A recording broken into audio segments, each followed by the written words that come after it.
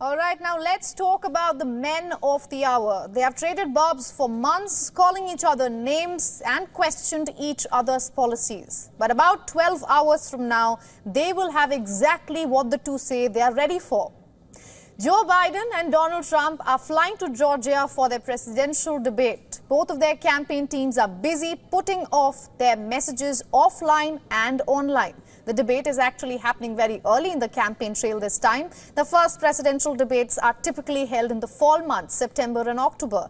Biden and Trump have not even been declared as the nominees of their respective camps. That's Republicans and Democrats.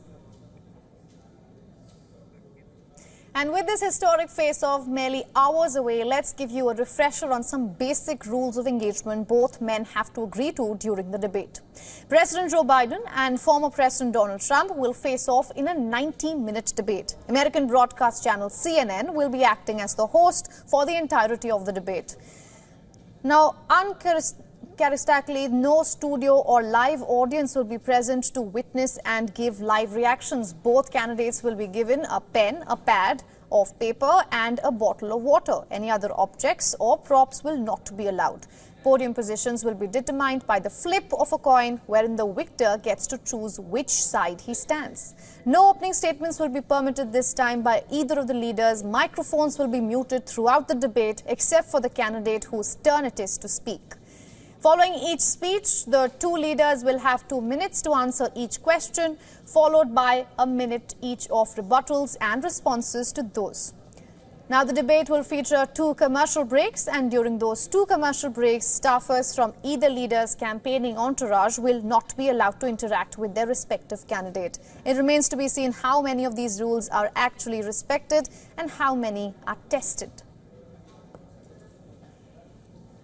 Now, for more on this, we are going across to our correspondent in New York. Susan Tehrani is joining us live. Susan, good to see you. The experts we have been speaking to say that most voters already know for whom they are planning to vote in November. What can change after this debate?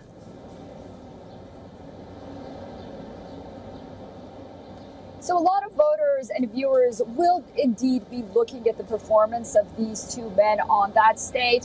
But advisors are telling President Biden and former President Donald Trump to stick to key issues and stick to policy issues. What is your vision for the future of the United States, and what can you do under pressure? We do know that Donald Trump's advisors have been telling him to not debate Joe Biden, but speak directly to the American people and ask them if they're really better off as they were 4 years ago. We know that the economy is going to be on the agenda. Of course, the issue of illegal migration and open border policies of the Biden administration will be attacked by Trump, but also the issue of abortion and crime as well. I did think that it was interesting that Donald Trump's deputy communication director said that Joe Biden is leading on abortion, and he will try to frame this as a women's issue because of recent incidents and high crimes like rape and murder of numerous women by illegal migrants here in the United States. Donald Trump may try to tie the issue of women's rights to border security as well, basically saying that you can't be pro-women on the one hand with abortion, but then leave the border open for women to be assaulted by your policies. So that was interesting. All right, Susan, thank you so much for joining us on WION, getting us all those updates from New York. You, of course, have a long day ahead of you. Good to see you. For all the latest news, download the WION app and subscribe to our YouTube channel.